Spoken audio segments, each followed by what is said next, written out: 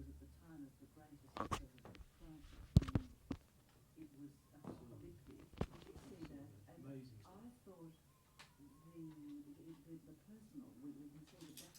back of the head of the driver and his conversation with his mate. They're obviously deeply, profoundly involved, trying to know what to do next. And there was a tremendous human element. The real stuff. It's the real stuff. And that's what I try to get. It's the people. And that's what came across in the camera footage. Well, then this leads me to this question. Sometimes I justify it when something good happens, like the little girl in Vietnam who got a leg in crossfire and she was three. But Michael put an end to the thing, you know. So she's the most beautiful child I've ever seen in my life. And she was coming to hospital to fit her with an artificial leg, but there was no expression. oh, he's shooting 16 by 9. When she got the leg out, she started to smile. So what's the? It's an independent. But these not a pure 16 9, are these? Wonderful sequence. Anybody can learn that lesson the hard way, but Because you had a few to me. I did, yes. There was a problem with me. I'm proud to say that it was. Was that the way that you... I might move around a little bit, but Yeah, as we mate, go you along. do whatever you need to do. So, yeah, if you could just give us a summary of your life. My name's David Brill. I come from Tasmania, which I'm very proud of, and quite a lot of interesting people come out of Tasmania. Neil Davis and a few others, Tim Bowden, Christopher Koch, who wrote The Year of Living Dangerously, Highways to War. Did you ever see that book? Highways to War. It's a book on partly about my life and Neil's life. It won the Miles Franklin Award. I'll show it to you later. I was born in Devonport, just outside a place called Latrobe, which is just near Devonport. That's where the main hospital was in 1944. I went to school in Launceston at Scotch College, where I was a warrant officer in the Cadet Corps, which made me very interested in the military. I was one stage thinking of going to Duntroon. I'm very glad I didn't now, looking back on my life. But I always had a passion for communications, journalism, filmmaking, the arts. That's what I was pretty good at school, and biology. My parents owned a hotel in Longford, just outside Launceston, population of about 12,000 people. And I used to look forward to getting Life magazine, which was a weekly magazine then, probably the greatest pictorial magazine in the world. It's one of those wonderful photographers and writers who worked for it. And I just had a tremendous interest in journalism and photography and filmmaking, not knowing how you'd ever get into it, not knowing that I would ever go into it. But I did become president of the Kodak Club at school, which was sponsored by Kodak. And my father brought me a roller quarter, 2 1/4 square, like the Rolleiflex, but the cheaper version, which got my interest going in photography. That's really all I wanted to do then, when I realised what a wonderful thing it was to see your own pictures reproduced, say, in magazines. So I did a cadetship with a company in Hobart called Brian Curtis and Associates, which is the biggest industrial commercial photographic studios in Tasmania. And before I was even allowed to use a camera, I spent 2 years learning how to mix chemicals properly. And then I could use the camera, maybe a 4x5 speed graphic or Linoffs. Then on the weekends I could probably take it out for one day and take some 4x5 pictures. Then I had to learn how to use an enlarger properly. It was a tough cadetship, but looking back on it, it was the best training I ever had. So I stayed there, finished that 5-year cadetship, went to the Hydroelectric Commission as a field photographer, which the Hydroelectric Commission was a big government department, building dams, for hydroelectric power. Well, I did all that sort of stuff. But television in 1967 been going a few years, but it was still pretty new in Tasmania. The ABC was set up there. And I thought that the movie picture, particularly news and current affairs and documentary programs, are so important, and television was so powerful, it could probably be better than say, working for Life. 2 ambitions I had then. One was to work for Life magazine, the other was to work for Four Corners. Because Four Corners to me was great photojournalism. Well, I didn't make Life magazine, but I made Four Corners. I joined the ABC in Hobart in 1966, and we're starting a program there called Line Up, which was the pilot program for This Day Tonight. which started on the mainland a year or so later. They said if this sort of a nightly current affairs program can work in Tasmania, it can work anywhere in Australia. And so I was fortunate enough to work on that original program, which was great because we could do pieces up to 7 or 8 minutes long, not just a news clip. You could really produce a piece, construct a piece to get the message across, not just in a minute 20 like a news story, but a lengthy piece. And that program became so popular. And I realised then that television is a great way of communicating if you want to do serious stuff. I was never interested in for a while I owned a magazine called The Tasmanian Motorist, which was a motoring magazine. I was part owner with a friend of mine called Des Power, who's a well-known filmmaker in Queensland now. Which was fun, but it was too commercial for me. I thought the ABC was an organisation where you could get good quality, good important current affairs programs and documentaries on. That's the area I wanted to go. And obviously Neil Davis made a great impact on my life because he's being a Tasmanian and he'd come back from Asia every year and we used to sit and have a chat, and I felt this was really a great way to go. So after a couple of years there, I was appointed the ABC's first cameraman based in Southeast Asia, mainly to cover the Vietnam War, but I was engaged, and they didn't want then to send a married man in case something would have happened to me, and so they took the job away from me, which broke my heart. But they said, what do you want to do? And I said, I've always wanted to work on Four Corners. So they transferred me to Sydney, and I worked on some documentaries for a while. Then I went to Four Corners, which is, to me was the greatest time of my life, to work on that program with people like John Penlington, Mike Willesee, Peter Reid, Gordon Bick, Richard Oxenberg, and just some Kerry O'Brien as the years went on, Alan Hogan, some just really wonderful people. We're all learning together. We're all basically the same age. But there we were, the only major current affairs program in Australia. This is before This Day Tonight, or just about the same time as This Day Tonight. But it was we had time that we could go away and do longer, more thoughtful pieces than the other program. We could spend an hour, say, on Vietnam. And so that to me was real photojournalism. It's like Life magazine was in a magazine format, but this was a magazine format for television, going out to a very interesting audience. I was about 23, and one of the first big assignments I did was to go to Vietnam, Mike and I and Bob Sloss, the sound recordist, to Vietnam to have a look at Vietnam, to cover the war. You see all this stuff coming out on the news programs, of guns going off, but so what? I mean, so how many people were killed that day, whatever. I wanted to know what Vietnam, what the war was really about. Why? Why was there a war in Vietnam? We could do that. We could spend the time, which was a terrific advantage. And I remember there once, on this particular assignment, this first one, was we met a little girl who was 7 and had her leg blown off when she was 3. Her parents had been killed in the war. She was being brought into the hospital on her grandmother's back to be fitted with an artificial leg. She was the most beautiful child then that I'd ever seen in my life. And I was 24, 25, so I was very young myself. And but there was no expression on her face whatsoever. But she kept staring at me, and I realised how powerful this segment was, building the sequence up with all the right little shots to make a segment, and being right in there to try to capture this, using this little girl in a way as an example of what war's about. Anybody can film the guns going off. It's what those guns do. Here's an example, because there was no expression on her face. You imagine all the other children running around growing up. She couldn't run around because she only had one leg. But when they put the artificial leg on and she held onto the bars and started to walk, it was the first time in her life that she had her own limited independence, and she started to smile slightly.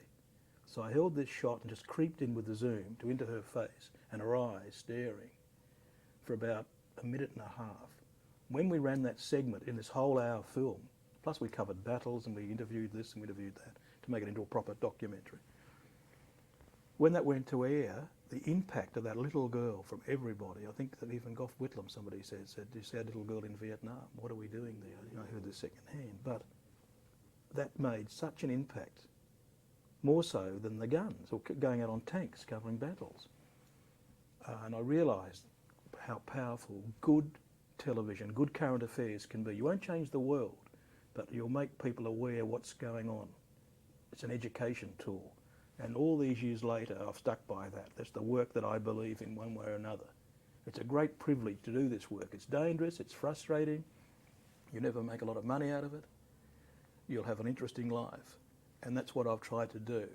Looking back on a lot of my stuff that was brought out when they did an Australian story on me, they got all the stories out from 20, 30 years ago, I realise that stuff now is more important now than what it was then, because it's history now, so it's gone into another dimension. And so that's basically what's really kept me going through all the ups and downs. So, if you could just... Does that give you a rough idea, just to set where sure. what I'm about and where I'm coming from? Sure, no, that... Please, please interrupt me that and tell me if you want me to do anything. A really nice overall feel of what you're about. What I'm about, yeah. If you could just give us a broad idea of the sorts of places and assignments that, you know, since Vietnam you ended up being involved in. Just a brief overview, somehow touching on the career as it developed through to where you are now, just with a little bit of, tiny bit of personal detail, and then we'll go back and we'll get the whole story. Right, this is sort of just to set the scene. Just, yeah, very, very sort of general arc of the whole thing. Right. Well, obviously, Vietnam was probably the most important story at that period, because it didn't just affect Vietnam, it affected the whole world. I mean, even university students in America get shot dead. The problems that caused Richard Nixon and Henry Kissinger, the expansion of that war into Cambodia. It was a huge story. It affected every part of the world, including the Soviet Union. So that was probably the most major event that I covered in the late 60s, early 70s, to the fall of... I went back to film the fall of Saigon in 75. But in between that, of course, you'd be doing other things like the sacking of... when Gough got in 1972, it's time. I was on the stage in Blacktown when he got in. This is a historic moment. The Labor government getting into such a long time after the Liberals have been in power for so long. Then, to cut it short, to go through to the fall of Whitlam. I happened to be in Canberra doing another story. It was Remembrance Day. We're doing another military story, and I had my hands in the changing bag, changing the film and the radio going, hearing Gough had just been sacked. So I ran around to Old Parliament House. I was one of the few there, and everybody was in shock. So I just kept roll after roll after roll, because I knew how important all this footage would be later on. So things like that. Another example of that period was the cost of running a government house. So Peter Ross, the reporter, and I went over and did a profile on Mark Oliphant, who was then the governor of South Australia. We covered Asia pretty extensively. Indonesia, the elections there, India, now Bangladesh, but East Pakistan. Plus a lot of domestic important stories of Vince Gare when he was made ambassador to Ireland, to get him out of the way here, and the change of the balance of power in the various governments. So it was all that sort of stuff up until 1975, when I was based up in Papua New Guinea for the ABC, covering that part of the world. Then I was asked to go back to be associated with to film the fall of Saigon, the end of the Vietnam War. But in 1973, when I was living in Hong Kong, John Penlington and I were lucky to get into North Vietnam. We were still at war with them, or just the war just finishing. From the Australians and Americans' point, the war went on for another couple of years, but we got into North Vietnam, which was an amazing, the only Westerners to get in there at that time, to go to the other side. And a week before being shot at them, then the week later up there having a beer with them. It's just a very strange, bizarre feelings, all these sort of contrasts of stuff. So I went back to film the end of the war in 75, which is a very traumatic assignment, obviously. I've been associated with that place for such a long time. See the whole South collapse. After that, I was posted to set up a television bureau in New York for the ABC. Before that, it was basically a radio bureau with Ray Martin and Jeff McMullen, two reporters in New York, Peter Barnett in Washington, but there was no television coming out of there. Peter Reid, the executive producer at Four Corners, wanted me to go across there to help mould them into becoming television reporters because I'd worked on Four Corners, and it's ridiculous that we didn't have any television presence in the ABC, not having any television presence in North America, you know, the most powerful nation in the world. So I stayed there for 11 years, and the variety of stories. When I arrived there, the first big story we did, Jeff McMullen and I, was to cover Jimmy Carter's campaign from Plains, Georgia, all the way through with his mother, Miss Lillian, on the railway station, his brother Billy, and all that sort of stuff. Plus a lot of stuff on the State Department and the White House, and on we go. So I stayed there for 11 years. Came back a year or two later, went to Moscow to do the same thing for the ABC. Stayed there for 18 months, came back, freelanced. These were all under contract jobs. And then went back to Hanoi for a year. Then after that, freelanced. I got very interested in doing aid work with people like CARE and Oxfam. And have done most of that type of thing in the last few years until I joined SBS 6 months ago. Does that sort of Yeah, that's great. Thanks, David. All right, well, now we can go back to the very beginning again and just get a bit more detail on the early part of your life there. So can you tell us a little bit about the area that you were born into down in Tasmania, the community? Well, Tasmania really is very much a rural community. It's only got a population of about under 500,000 people, but it's a very beautiful place. I found it in growing up in Longford incredibly lonely. My mother didn't like me mixing with the local kids there. She didn't think they were probably good enough or whatever, some of them, because she was a little bit of a snob, which she admitted herself. So it was a pretty lonely upbringing. It's amazing when I think about it that it's a big thing even to get out of Tasmania. It was a huge thing for me to come from Tasmania to Sydney. Huge thing to do, and then to really to move on from there. Coming from this little island, which is so far away from really anywhere. If you're overseas, particularly say in North America or in Europe, it's tucked away down there below the mainland. But something drove me, not because of wanting to travel so much, was more the wonderful stories to be told. And I go back to Life magazine, and just reading that, looking forward to that every week when it was to come out, just see those wonderful pictorial stories in that incredible magazine. And they were like movies, they were like little films, because there just wasn't one or two shots. They probably run 3 or 4 pages telling a story with wonderful images. And it wasn't so much just to travel the world, it was really to go and do stories on these people or these places. But Tasmania, when you say,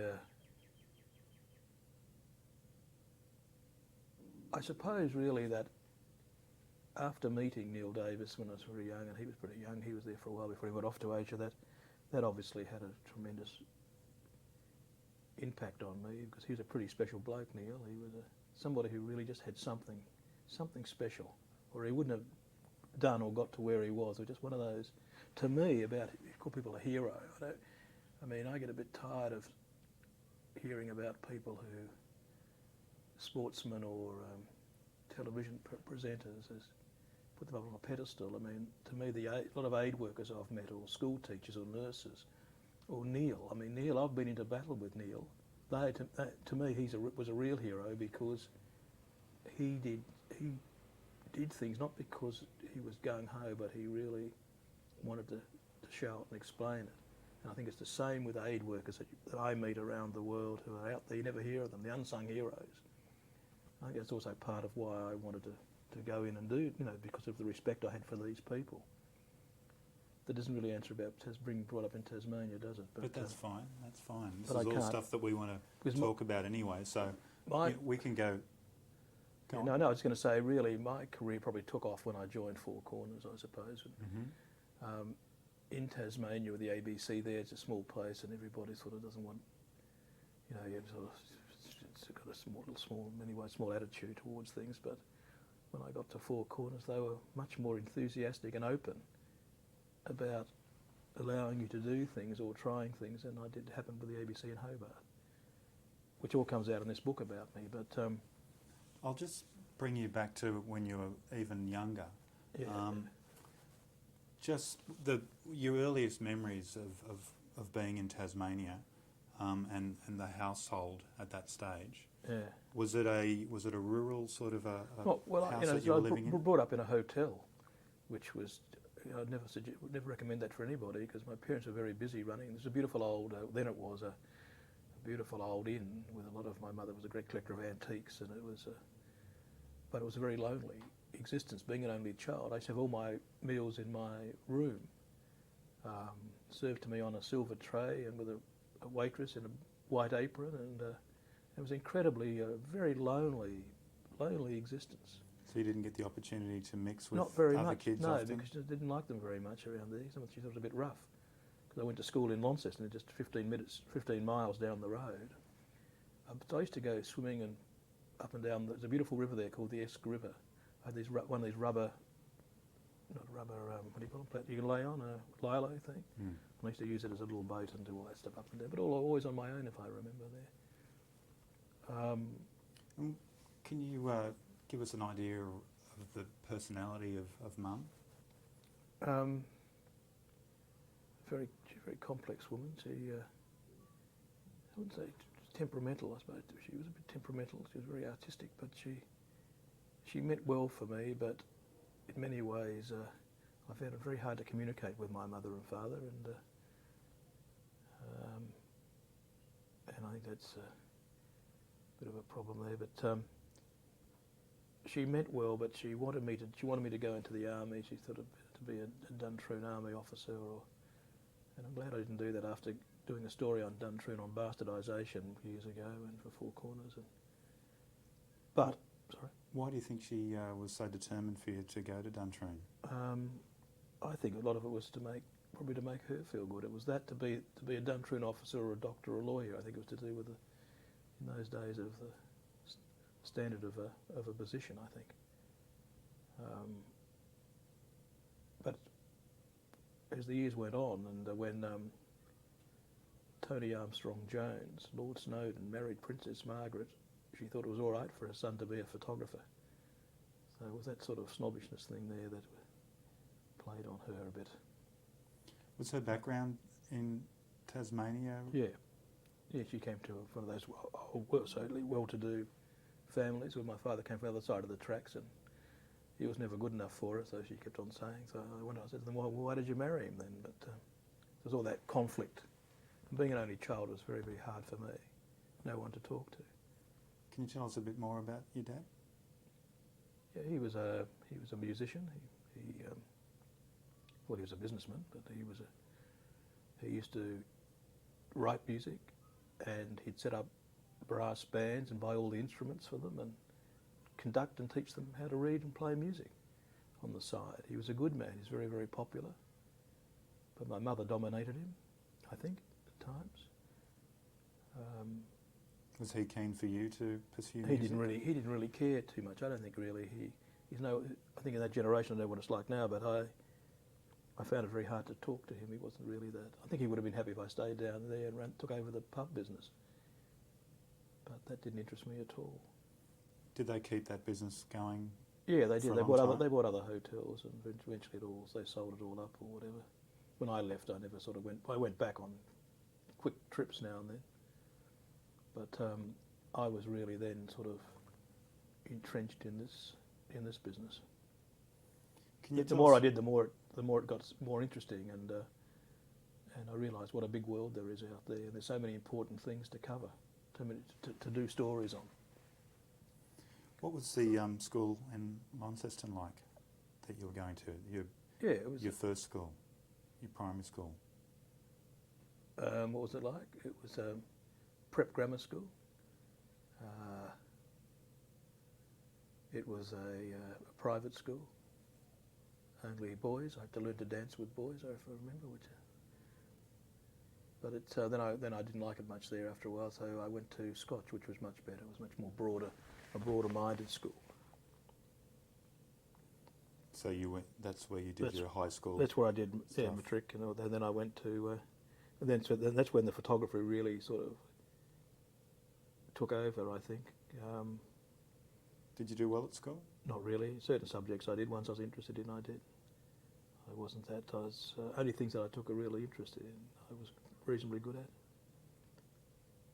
But through that Kodak club, that's really what I got a great interest in photography and journalism.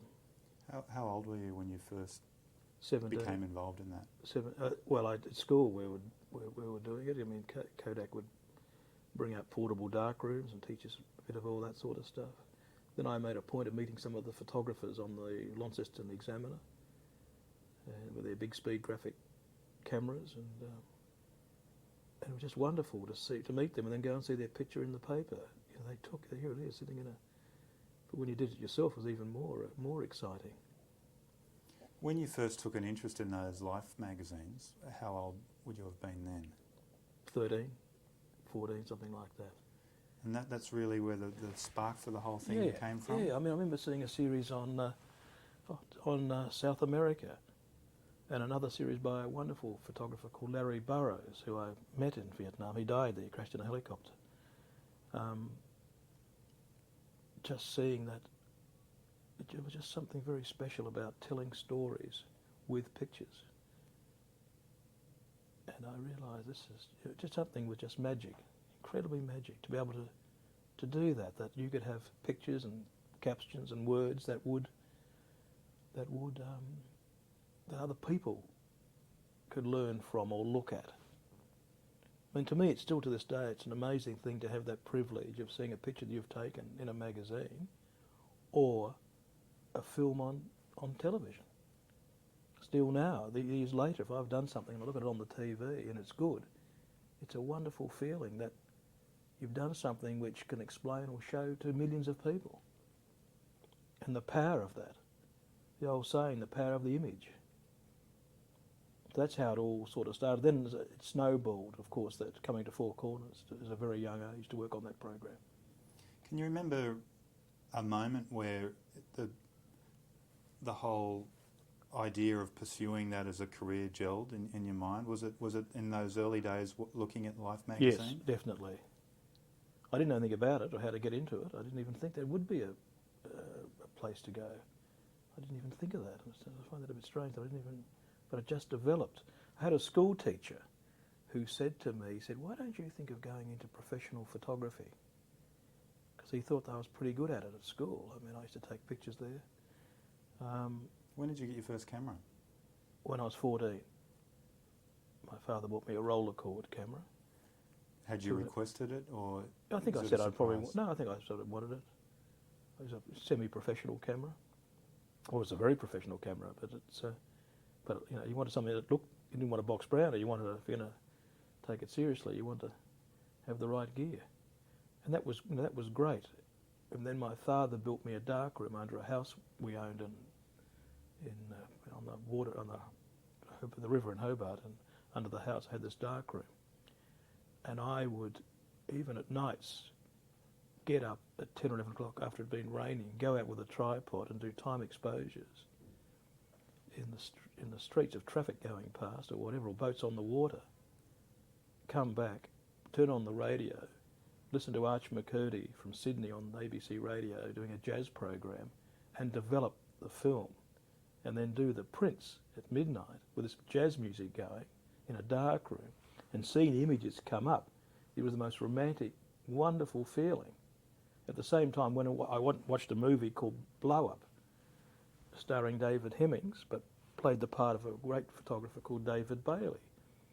And all that sort of stuff made me realise how romantic in a way this is. Not that I did do fashion work for a while, but I found it very artificial.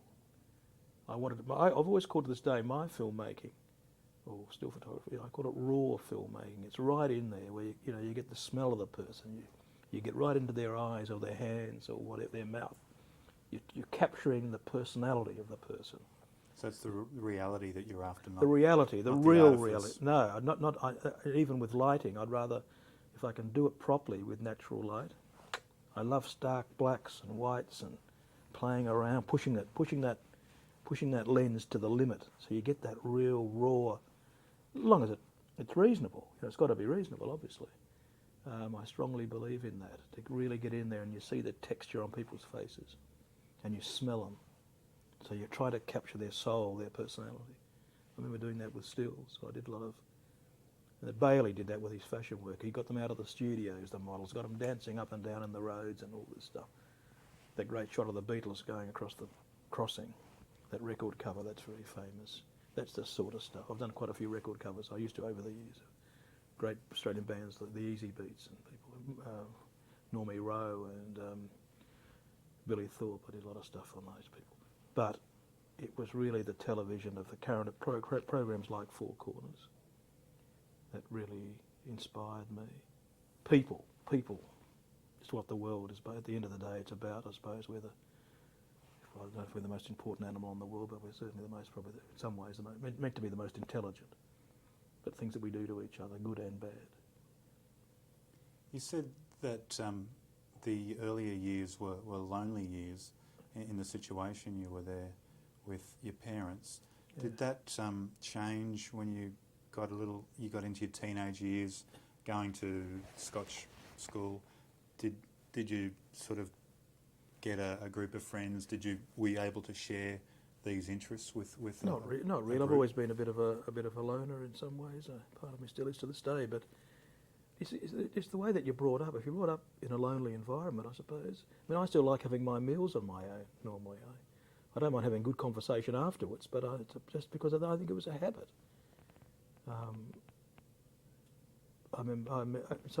Quite often I go and sit in a little restaurant around here, still to this day, because I think it's the way that I was brought up.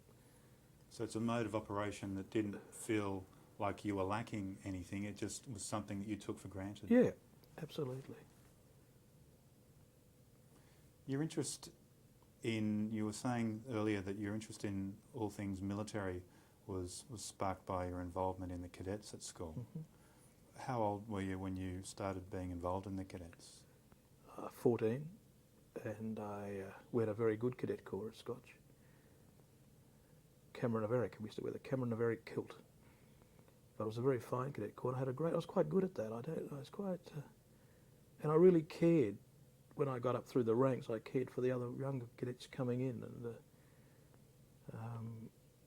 and I was really keen because I liked the discipline of the military. Everything was neat and tidy, and I found that quite satisfying in its own way. What about the historical dimension to the military?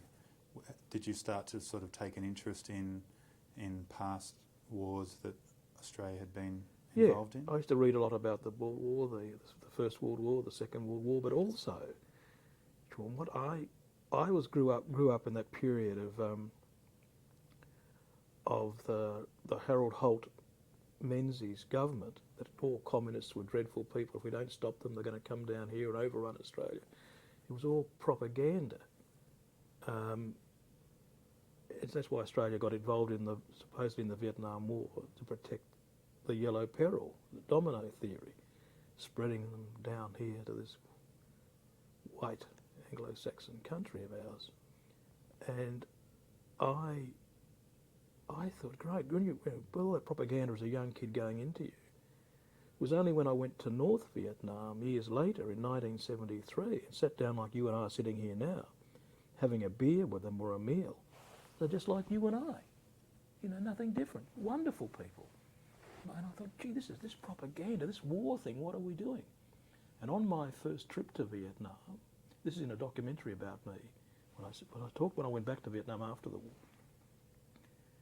I realised when I went to Vietnam for the first time as a young bloke, this is stupid. This is their country. What are we for? These are lovely people. They've got just a different idea of running their country, whether it's communism, socialism, capitalism. Capitalism is not much better than socialism in many ways. If Marx got it right, I mean, to share everything would have been a wonderful system, but unfortunately greed gets in the way, so those things don't work out. But it was an eye-opener to me, after being brought up the propaganda of the Vietnamese are dreadful people, the communists, and then actually going there, but then spending all those years, all that time coming and going during the war in Vietnam, it made me, and still to this day we haven't learnt that lesson, of course, but we're still, I think there's something like 40 wars going on as we sit here now around the world. With all that, we put people on the moon, but we can't stop killing each other.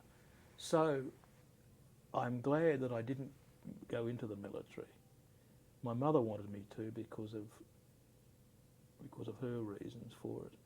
And when I worked on a film at Duntroon, Bastardisation, which was a dreadful thing of young cadets going from, say, normally then from one private school to another private school like Duntroon, not going out and seeing anything about life, then graduating and going straight up to Vietnam as platoon commanders without any real experience of life.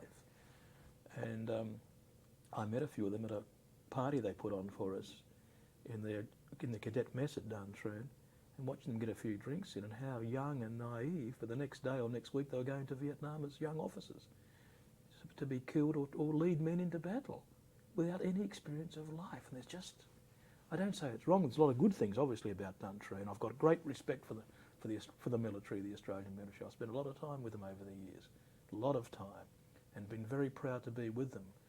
But I'm glad I'd rather go into war with a camera and try to capture what's going on for the archives or for the history books or whatever, the history, than go there with a gun. I'm glad I didn't do that.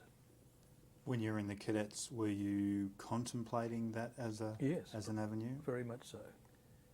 And that propaganda, was it something that was imposed by the school environment, the cadet environment? The fear of communism? Yeah, yes, it was all that.